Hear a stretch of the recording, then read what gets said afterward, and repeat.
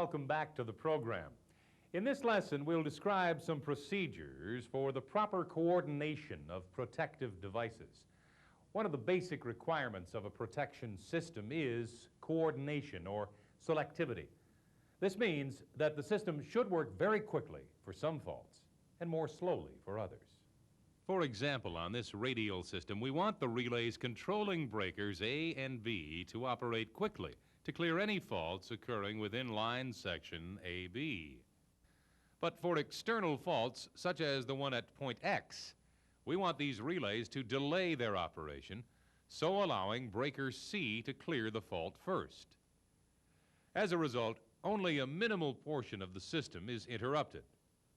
However, if breaker C fails to trip, then breaker A, one bus away, would operate as backup after a time delay and clear the fault at X. The fault would be safely removed from the system, but this takes out two line sections instead of just one. On EHV transmission systems, selectivity is obtained by using various protection schemes which compare and communicate conditions at each end of the line.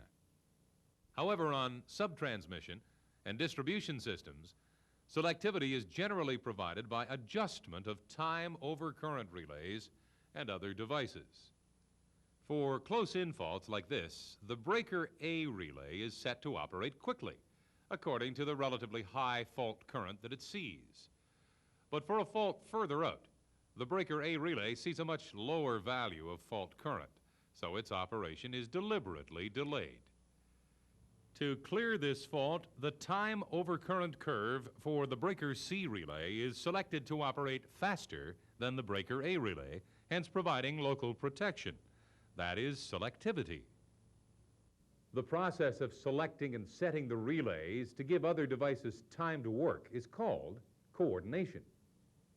Generally speaking, we have good coordination when the local primary protective device, in this case breaker C relay, has an operating curve that is below and to the left of the backup protective device, that is breaker A relay.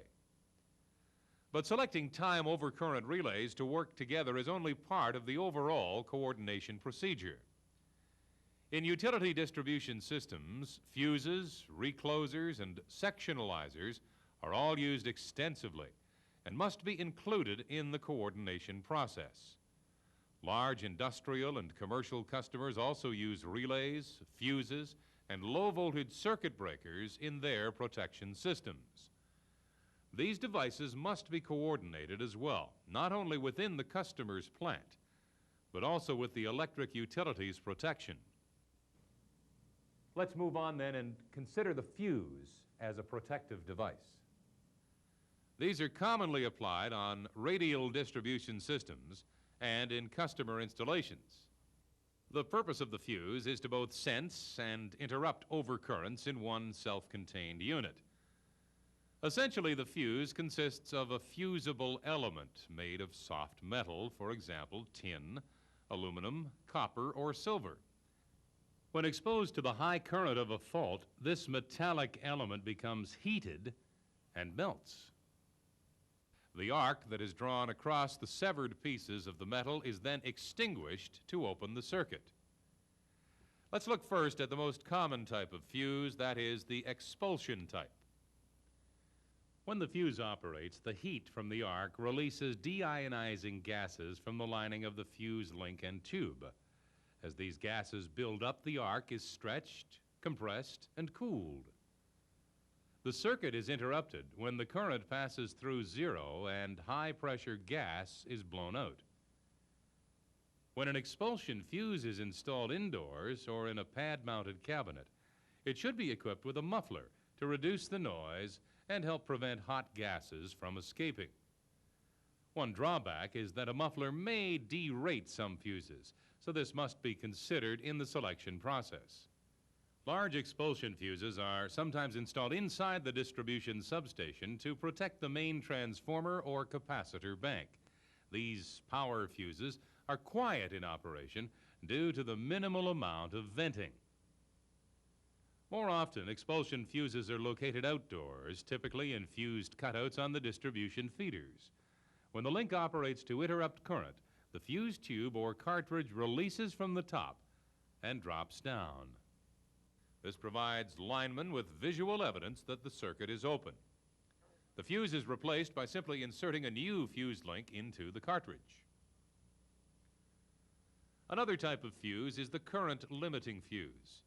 In this fuse, the fusible element is typically silver ribbon or wire suspended inside a sand-filled tube. When the silver element melts from an overcurrent, the heat from the arc melts the sand, changing it to a glass-like substance. This substance has an extremely high resistance and very, very quickly cools and extinguishes the arc to stop the flow of current. Since there is no noise, flame, or expulsion of gases, the current limiting fuse is frequently used on indoor installations, such as industrial plants and buildings. However, the main feature of the current limiting fuse is its exceedingly rapid speed of operation. These fuses interrupt so quickly that the current is interrupted within the first quarter of a cycle.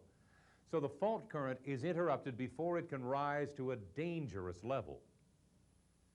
This graph shows the maximum possible fault current that would flow at a particular location, either without a fuse or even for a few cycles with an expulsion fuse.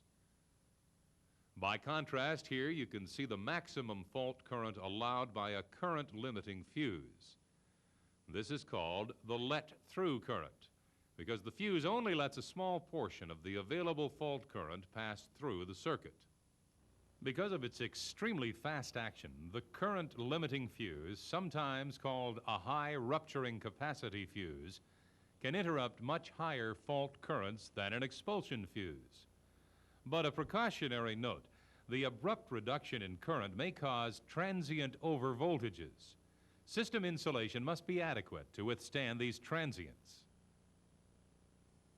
All types of fuses work according to a time current curve, similar to an overcurrent relay. The principle is the same. The higher the overcurrent, the faster the fuse will clear.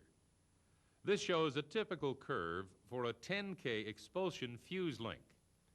The 10 refers to the ampere rating of the fuse, 10 amps. The K refers to a standard type that has been adopted by industry over the years.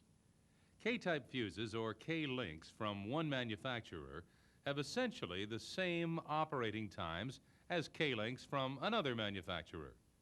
So generally, the fuses can be interchanged. For this 10K link, the continuous current capacity of the fuse is equal to 150% of the fuse rating and can carry 15 amps continuously without overheating or operating. Compare with your fuse curves. Here we show time current curves for K-links of several different ratings, ranging from 6 amps up to 200 amps. Two standard types applied on distribution systems are T-links and K-links. The T, E, and K types of fuses have different operating times, even for the same current rating. For example, a 10T fuse is slower than a 10K fuse. They can both carry 15 amps continuously, but when an overcurrent occurs, the K fuse clears the circuit faster. When the current through a 10K link reaches about 2.5 times its rating, that is 25 amps, the fuse will operate, but quite slowly, in the order of 30 to 40 seconds. Relatively low overcurrents, up to 10 times the fuse rating, are considered to be overloads. Currents greater than 10 times the rating are defined as fault current. So for this fuse, an overcurrent greater than 100 amps is considered a fault. The fuse will then clear quickly, in less than 1/3 of a second. We've shown here the time it takes for the fuse to completely interrupt current. This is called the total clearing curve. But this single curve does not fully describe the operation of the fuse. As you know, the fusible element first melts, then an arc is drawn, and finally the arc is extinguished. Thus, in practice, we must consider a second curve, the minimum melt curve. This curve tells us how long it takes for the element to melt and draw an arc. The difference between the minimum melt time and the total clearing time is equal to the arcing time. Thus, fuses operate within a time-current band rather than on a single curve. When we coordinate fuses with other devices, a margin of safety may have to be applied to the minimum melt curve. This is because during operation, certain links, such as tin, can be damaged in a variety of ways without completely melting the metallic element. For example, a very short duration current surge, an occasional overload, or even a high ambient temperature may cause the element to partially melt. This will derate the fuse for future operations, causing it to operate at currents lower than expected. So to assure a safety margin, we assume that this particular fuse will be damaged in about 75% of the time it takes for the fusible element to melt. When coordinating this fuse with a downstream fuse, we would make sure that the total clearing time of the downstream fuse is less than 75% of the minimum melt time of the upstream fuse. In this way, a fault seen by the downstream fuse would be cleared before the upstream fuse can be damaged in any way. Fuses are often categorized according to nominal system voltage. High voltage fuses refer to those applied on distribution systems between 34.5 kV and 138 kV. Medium voltage fuses are used on circuits operating between 2.4 kV and 34.5 kV. And low voltage fuses are used in customer installations below 600 volts. Fuses are rated according to three basic factors: nominal system voltage, continuous current capability, and current interrupting capability. In your workbooks, tables are included showing standard ratings of expulsion fuses, current limiting fuses, and low voltage fuses. Take your time to become familiar with these tables. Well, okay, it's time for a break now. In the next segment, we'll consider the coordination of fuses with other protective devices. But for now, please switch off the videotape and review this material in your workbooks.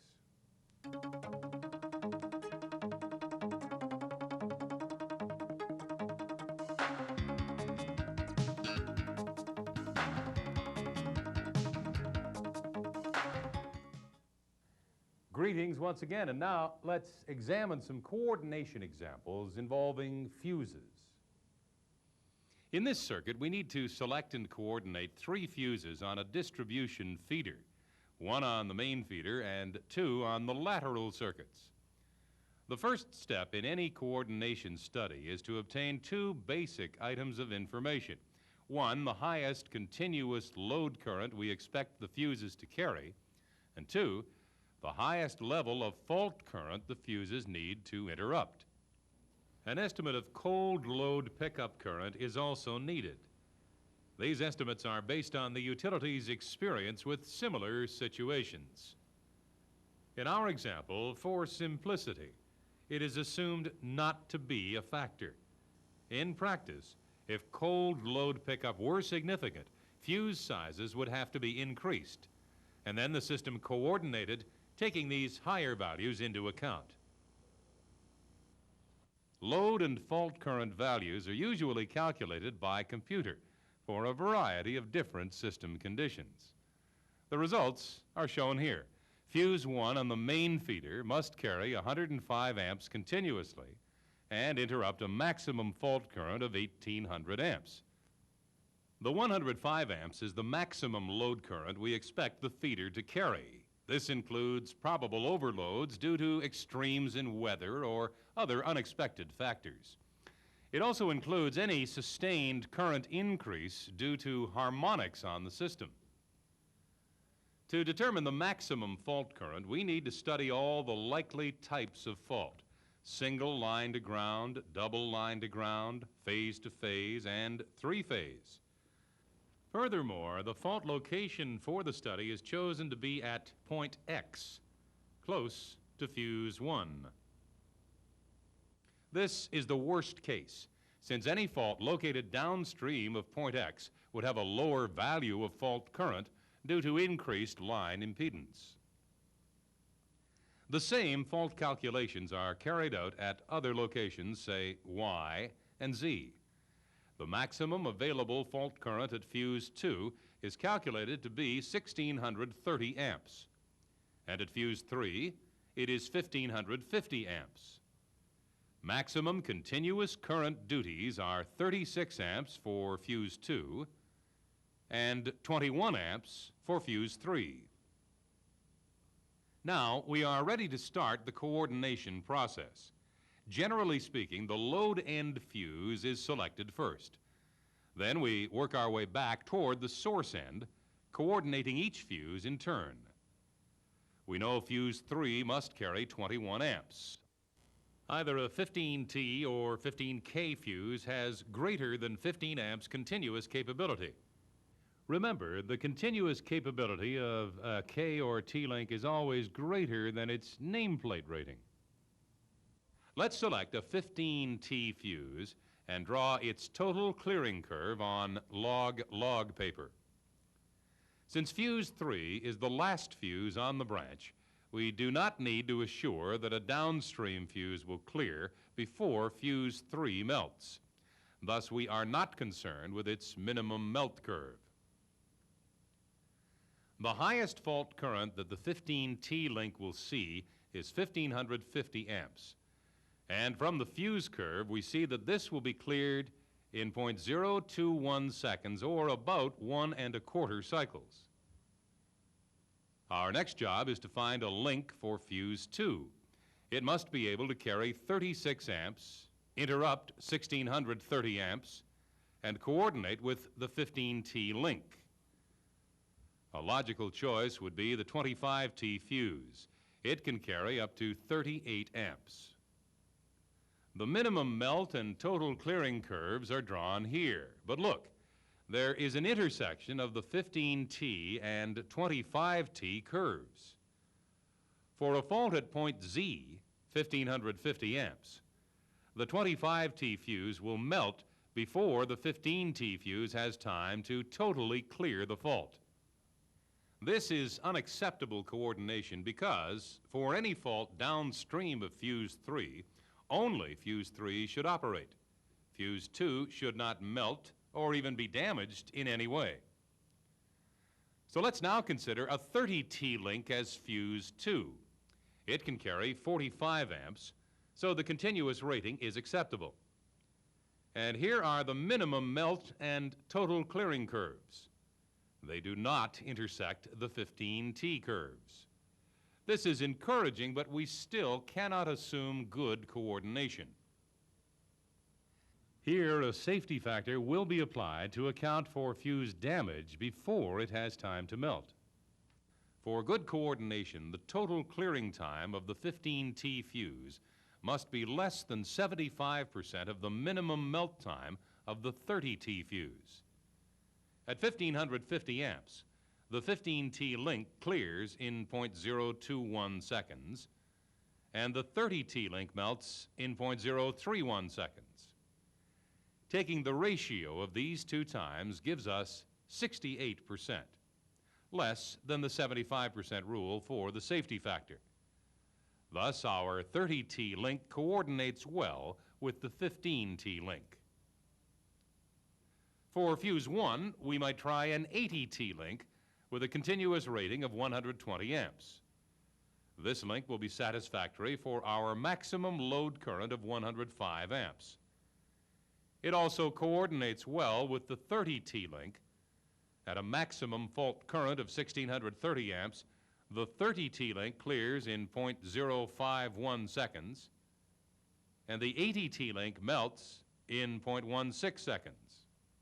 Again, the 0.051 second clearing time must be less than 75% of the 0.16 second melting time. Our ratio is 32%, well within our safety margin. Thus, our selection of 15T, 30T, and 80T has proven to be well coordinated. For a fault at point X, fuse 1 will clear. For a fault at point Y, fuse 2 will clear before fuse 1 can be damaged, and for a fault at point Z, fuse 3 will clear before either fuse 2 or fuse 1 can be damaged. You can see that coordination is typically a cut and try process. For radial lines and feeders, the procedure is to overlay time current curves drawn on transparent log paper and keep shifting them until we get the coordination we want. Nowadays, the process is often carried out by computer. Here, the time current curves for all the protective devices are stored in memory. The user can then select devices and print the curves automatically on one set of axes. Another very convenient method is by fuse coordination tables published by industry. For example, this table shows coordination between type T fuse links. Across the top are listed various ratings for the upstream link, link A, and on the side are ratings for the downstream link, link B.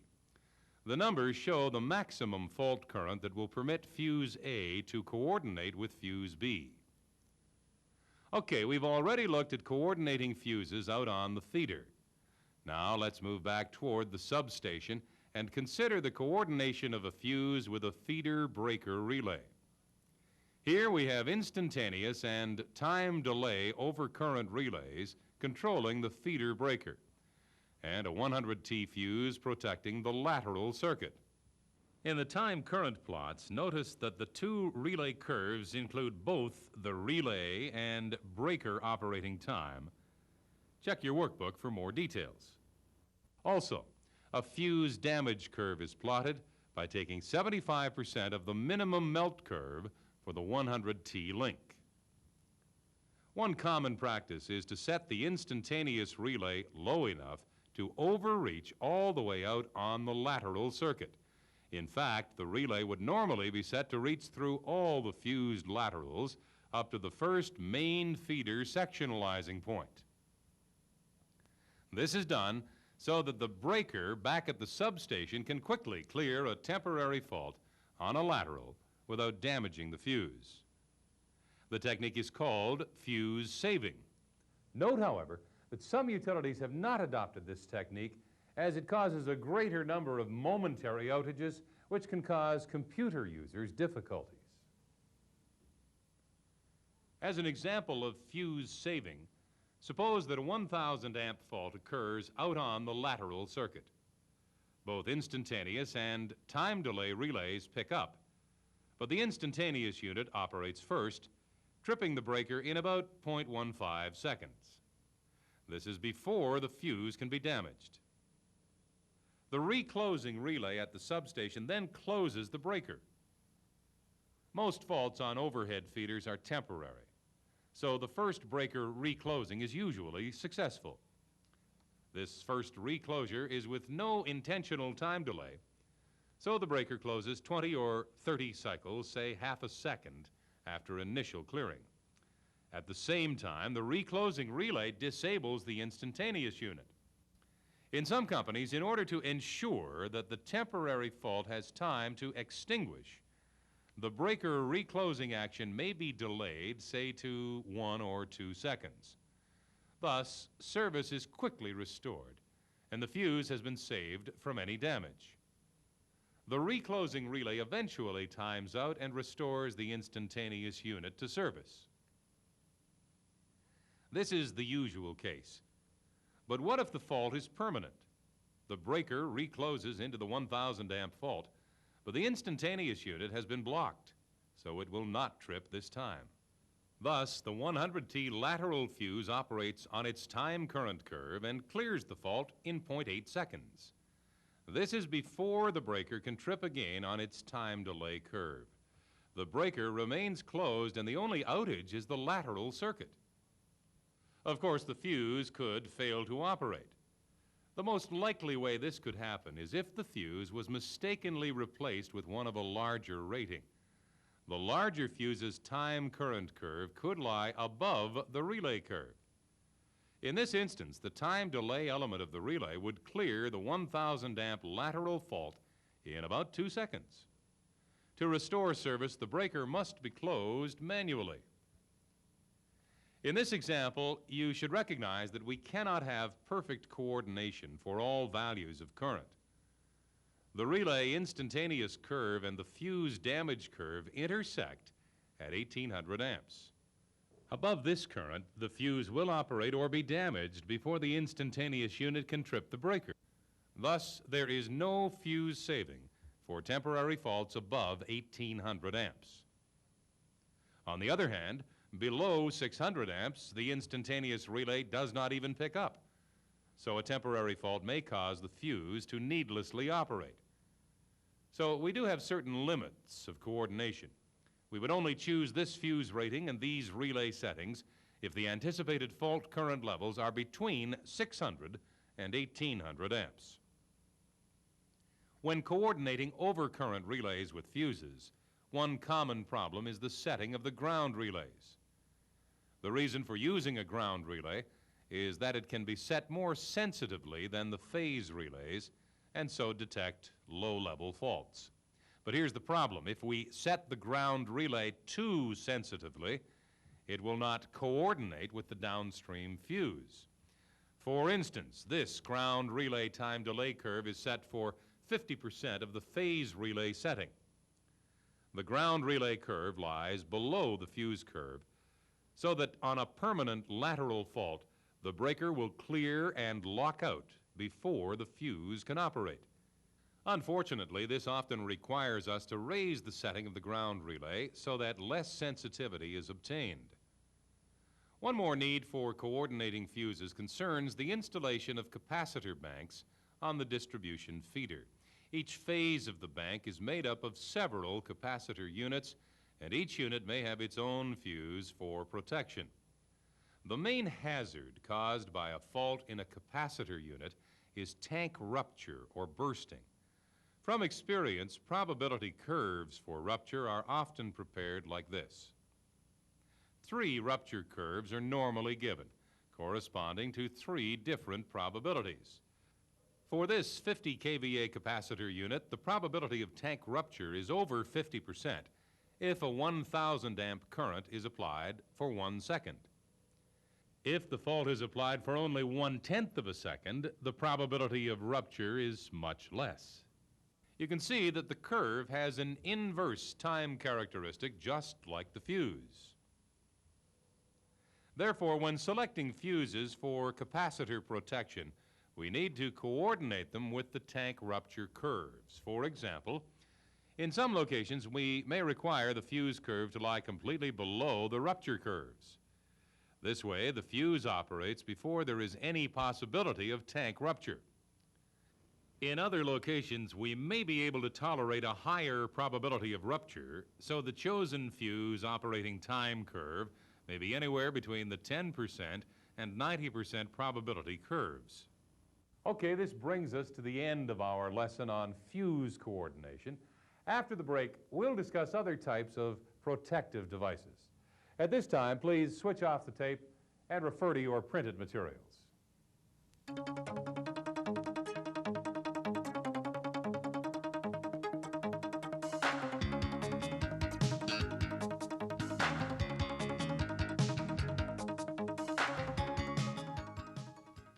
Hello again. In this segment, we will examine 2 types of protective devices that need to be coordinated with fuses and overcurrent relays on the power system. These are reclosers and sectionalizers applied on utility distribution systems below about 69 kV. First, let's look at the recloser. Like a fuse, the recloser is a self-contained unit that can both sense and interrupt an overcurrent. It too works on the inverse time principle. The higher the overcurrent, the faster the operation. However, while the fuse is a one-shot device, the recloser has the ability to reclose automatically to immediately re-energize the line after a temporary fault. In fact, reclosers may be set to trip and reclose 3 or 4 times in succession before locking out to clear a permanent fault. The recloser is available as either a single-phase or three-phase unit. With the three-phase recloser, circuitry can be installed to sense ground faults. As with a ground overcurrent relay, the ground sensor in the recloser sees only the out-of-balance current. So it can be set with a lower trip setting than the phase sensor. Thus, it can detect and interrupt low-level ground fault currents that may be below the setting of the phase sensor. Reclosers are normally located out on the distribution feeders, mounted on poles. They serve as sectionalizing points, so if a permanent fault occurs toward the end of the feeder, the recloser will operate and prevent an outage of the entire feeder. In distribution substations, if the expected fault current is relatively low, reclosers are sometimes installed as feeder protection instead of breakers and relays. But remember, the recloser has much lower fault interruption capacity. In addition to automatic tripping for faults, the recloser can also be operated manually by an operating handle or from a control switch in the dispatch center. This allows the recloser to be used as a load break switch during normal operation. However, it is not really satisfactory as a disconnect because the contact break is not visible. Reclosers are not used at all inside industrial plants and commercial buildings where the feeders are primarily cable circuits. This is because faults on cables are usually permanent, so reclosing would cause the fault to appear again. If a customer's load contains large motor loads or generators, reclosing out the supply feeder must be delayed until the machines are dropped from the system. Otherwise, we could be reclosing two systems out of synchronism. Reclosing distribution feeders with large industrial loads requires close cooperation between the utility and the customer. There are two basic types of reclosers, hydraulically controlled and electronically controlled. Single-phase reclosers are all hydraulically controlled, while three-phase reclosers may have either hydraulic or electronic controls. Design and construction details for the different types of reclosers are elaborated in your workbooks.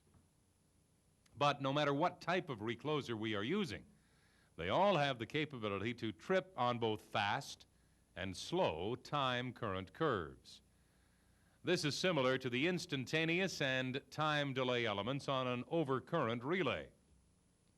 Here are some typical curves for a 50-amp hydraulic recloser. A is the fast curve, B is slow, and C is an extra slow curve. Note that the minimum current that will cause tripping is 100 amps. This is twice the continuous rating of the recloser. Some hydraulic reclosers have 3 or 4 slow curves in addition to the one fast curve. Electronic reclosers typically have many more curves to choose from, on the order of 40 or more. On some electronic reclosers, the fast trip will be disabled for 5 seconds after a manual closing. This prevents false tripping of the recloser on cold load pickup. When coordinating the recloser with other devices, we need to select the curves that best match our needs.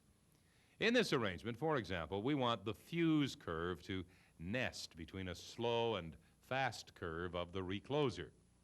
Why is this? Well, we want the first recloser trip to be fast enough to clear a temporary fault before the conductor or fuse can be damaged. But if the fault is permanent, the fuse should operate before the recloser opens the second time. In this manner, the outage is limited to a smaller portion of the system. Accordingly, second, third, and fourth trips of the recloser are intentionally delayed to give the fuse time to operate. We'll be looking at the setting of the recloser in the next segment.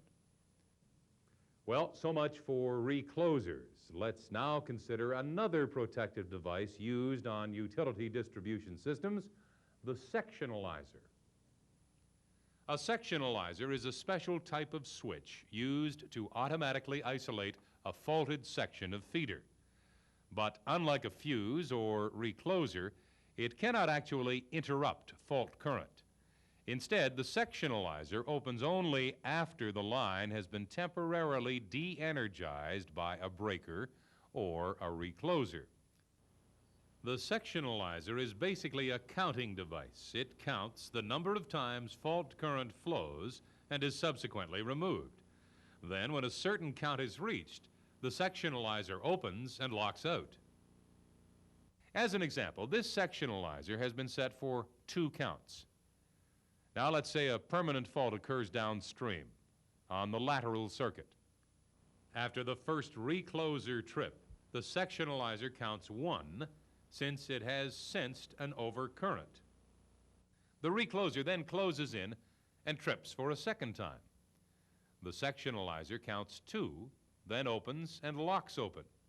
But take note, the sectionalizer only opens during a period when the recloser is open, so it does not interrupt any current. The next recloser is successful since the fault has now been isolated by the sectionalizer. Service is thus restored to the main portion of the feeder.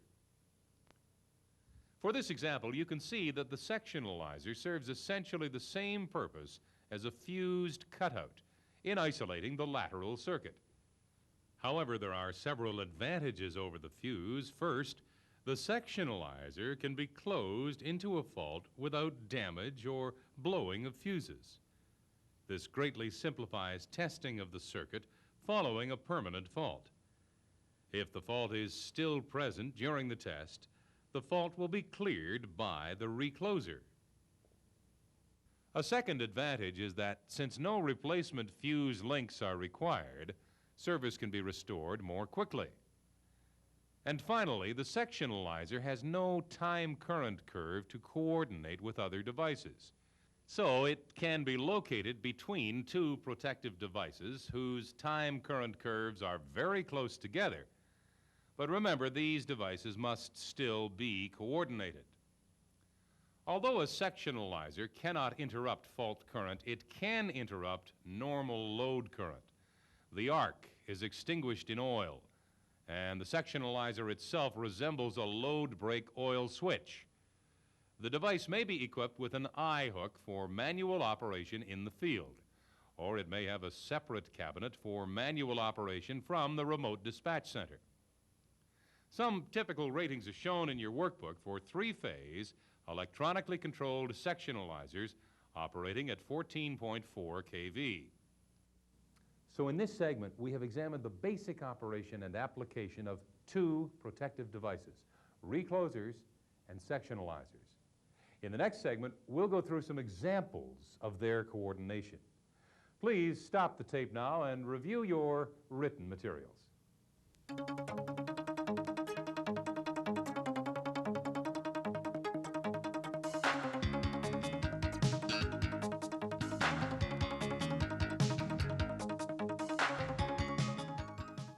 Hello. Now let's move on and examine some examples of coordination between reclosers, sectionalizers, and other protective devices.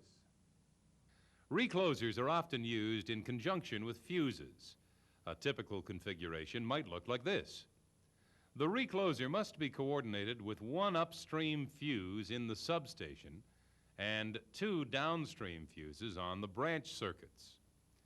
To coordinate this system, let's first list our objectives. 1. The upstream fuse must not operate for faults on the load side of the recloser. 2.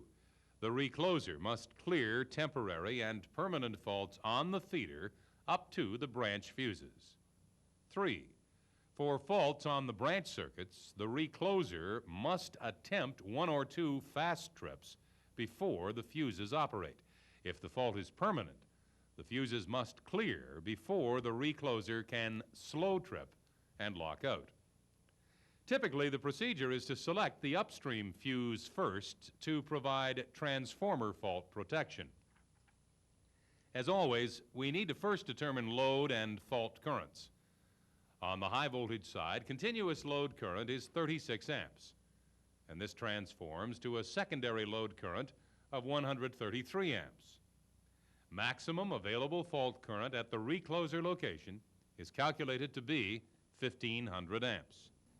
For the fuse link on the 46 kV side of the transformer, a logical choice might be a 60 ES fuse.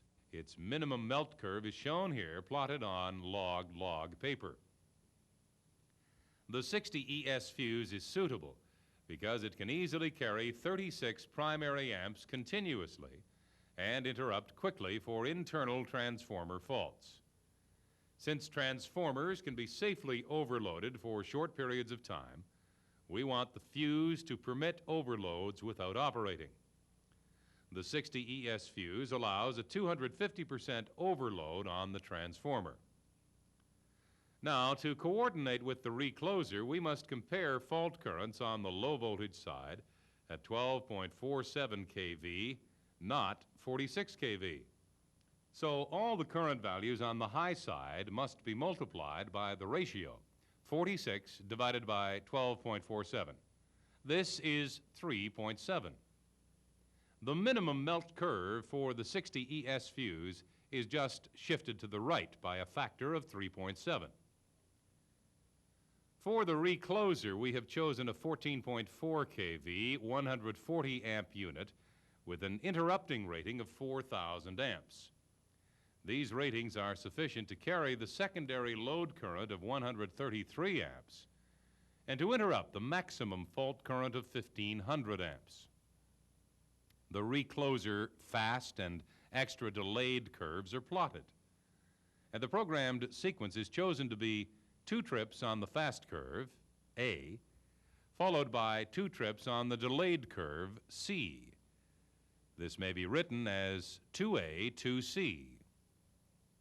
Next, we must make sure that all the recloser operations take place faster than the minimum melt time of the fuse. But it's not as simple as just comparing the slowest recloser curve with the fuse curve. Why is this? Well, suppose we have a permanent fault. By the time the recloser finally clears and locks out, the fuse has been subjected to 4 applications of fault current. Even though the current clears quickly each time, it could damage or fatigue the fuse. This essentially derates the fuse, shifting its curve downward. In practice, the fuse damage problem is taken into account by applying a set of factors called K-factors.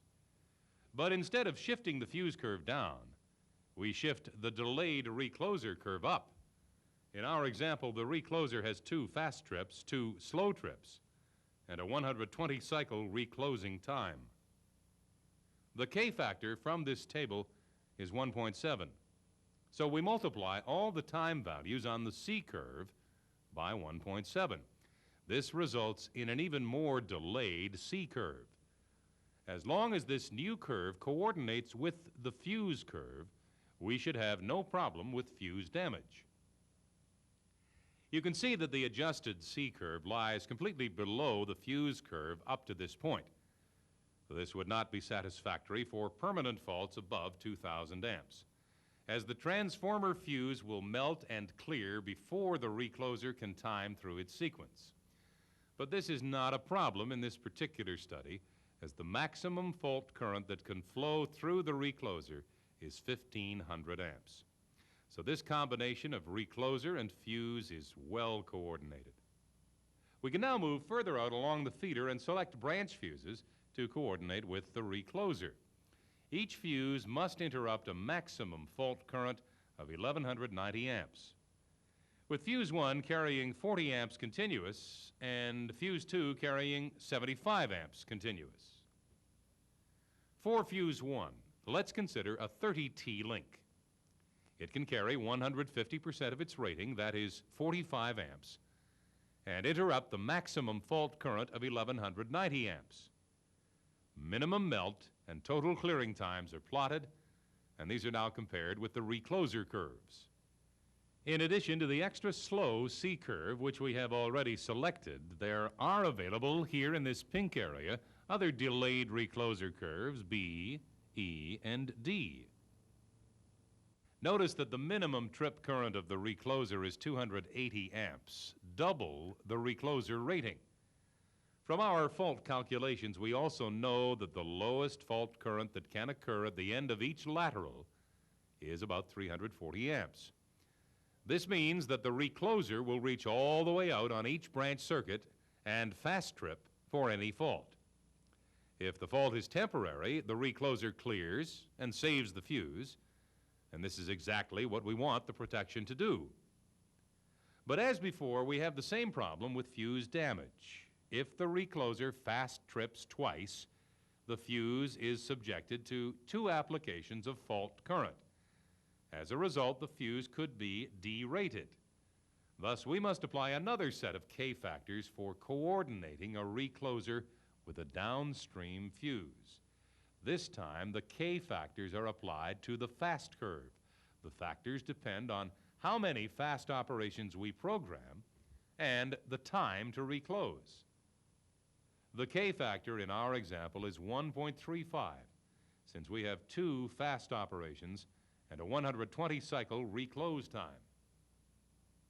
Now we have an adjusted fast curve that is more delayed than the actual A curve, but this assures us that there is plenty of time for the recloser to fast trip before any fatigue or damage is caused to the fuse.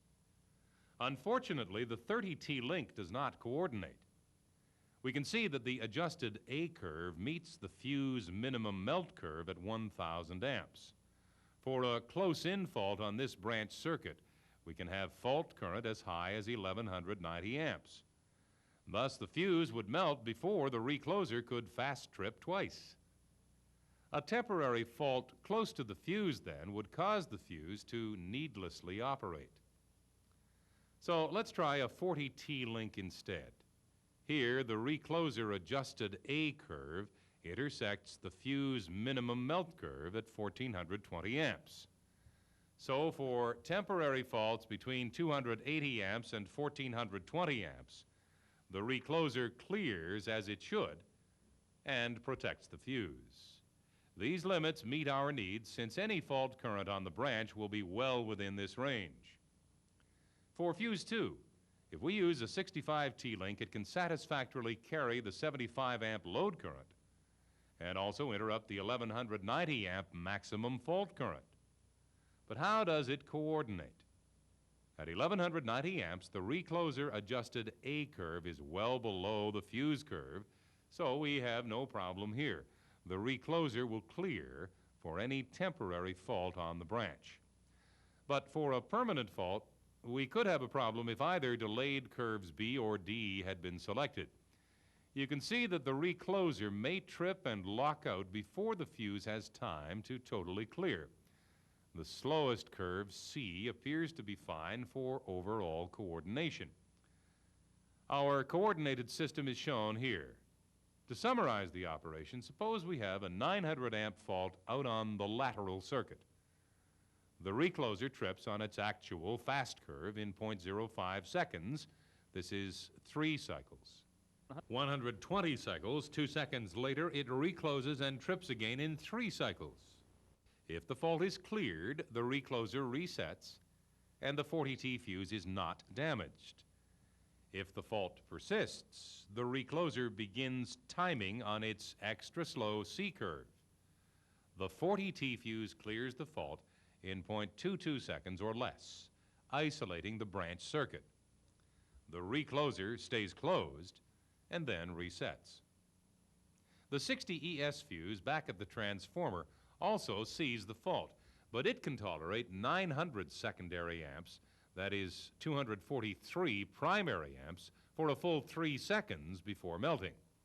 The fault is cleared long before this time. So in this example, the protection has operated just as we planned. Only the faulted section of the feeder is interrupted. The actual policy on setting recloser times may vary widely from company to company. Make sure you are aware of your own company procedures in this area. Now, one other problem we need to consider in the coordination process is the possibility of conductor burn down. This can happen if fault current is allowed to flow for too long a period of time. The conductor will first anneal, that is, soften, then ultimately melt and burn clear. Actual tests on conductors show that burn down occurs within a fairly wide time current band. There is a high likelihood that the conductor will be damaged without completely burning free.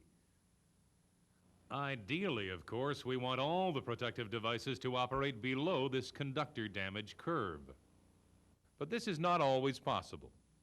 The recloser in this example has a fast curve that clears all temporary faults on the lateral. In so doing, it protects both the 25T fuse and the conductor from damage.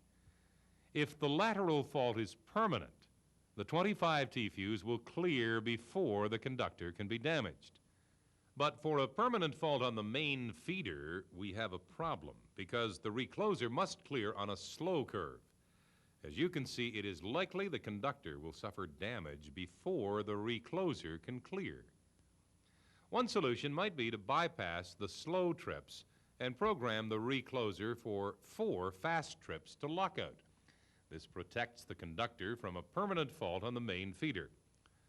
But a permanent fault on the lateral would now be cleared by the recloser instead of the fuse. So to save the conductor, we sacrifice some coordination. Another possibility would be to select a fuse of lower rating, but this may give rise to frequent fuse operation. Yet another solution would be to replace the fuse with a sectionalizer set to lock open on the 3rd recloser trip.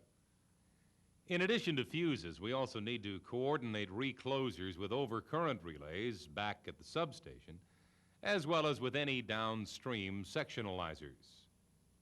With electromechanical overcurrent relays, a problem called notching may occur, as the recloser times through its fast and slow trips for a permanent fault. The overcurrent relay disc advances a little each time the fault is applied. If the relay cannot fully reset while the recloser is open, the disc can notch its way toward the closed position. This effectively lowers the relay operating time and may destroy our coordination. The problem is usually avoided by selecting a relay time delay curve well above the recloser's slow trip curve or by using a static relay. When coordinating a recloser with a sectionalizer, the trip reclose sequence may have to be modified if there is a fuse downstream from the sectionalizer. In this arrangement, the recloser is programmed for a typical 4 trips, 2 fast and 2 slow. The sectionalizer is always set to lock out in 1 less operation than the recloser. So the sectionalizer would be set for a count of 3. Now, suppose a permanent fault occurs downstream from the fuse. The sectionalizer counts to 2 on the first 2 fast trips of the recloser. The recloser then closes and delays operation, allowing the fuse to operate as it should. But when fault current is removed, the sectionalizer counts for the 3rd time. It then opens even though the recloser remains closed. So the portion of feeder between the sectionalizer and the fuse is needlessly interrupted. This is not proper coordination. We could program the recloser for 1 fast and 3 slow operations. This way, the fuse clears on the 2nd recloser operation, not the 3rd. When the fault is removed, the sectionalizer has only reached a count of 2, so it remains closed and resets to 0 count after about 10 seconds. If we need to stay with the typical 2 fast, 2 slow sequence, another alternative is to install a sectionalizer with voltage restraint. Here, the sectionalizer is prevented from locking out if there is voltage on the circuit. And thus, when the fuse clears, the sectionalizer will stay closed, even though it has reached its count. Really, in studying coordination on distribution feeders, we must also be aware of protection arrangements inside the customer's premises, especially large industrial users. Such plants are usually connected directly to the utility subtransmission or distribution system at voltages on the order of 138 kV, 69 kV, or 34.5 kV. These facilities have their own substations and internal electrical distribution systems. Protective devices include power circuit breakers with overcurrent relays, fuses, and low-voltage air circuit breakers. The power circuit breakers, relays, and fuses are similar to those applied on overhead utility distribution systems. We've already discussed these devices and their coordination. But one device we have not yet considered is the low-voltage air circuit breaker, applied in systems operating at 600 volts or less. These breakers are widely used as distribution feeder protection in industrial plants, power generating stations, or commercial buildings. Unlike the large power circuit breakers, low-voltage breakers are not controlled by separate overcurrent relays. Instead, there is a built-in trip unit that monitors current flow through the breaker and senses when an overcurrent exists. The trip unit then initiates tripping of the breaker according to time current curves. Both short time and long time tripping delays can be set. This chart shows a typical time current curve for a 600 amp air circuit breaker. Both the upper curve and the lower curve show total breaker clearing time, that is, operating time of the trip unit plus contact opening time plus arcing time. There are two curves because of manufacturing tolerances and other variables, such as ambient temperature. So the breaker's actual total clearing time can be anywhere within this band. The highest fault current that can be interrupted is about 20 times rated current. This is 12,000 amps for the 600 amp breaker. These time current curves for low voltage circuit breakers must, of course, be coordinated with the curves of relays and fuses in the plant. Now a few words about coordinating protective devices and margins of safety. Usually 0.15 to 4.0 seconds is allowed for breaker operating time, relay over travel, setting errors, CT saturation, etc. Two specific common margins of safety are: on instantaneous operation, a 10% allowance between current limiting fuses and time overcurrent relays, device 51, with a 0.15 second margin of safety for instantaneous overcurrent relays, device 50.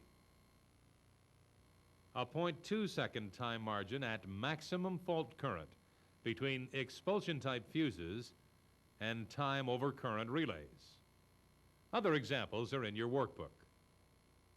When setting time overcurrent relays, low current and high time dial settings may be preferred, since for low-level faults, the relay is more sensitive and faster. Also, on small cable systems, you may find instantaneous relays are difficult to coordinate, as the circuit impedance is too low to give necessary current differentials.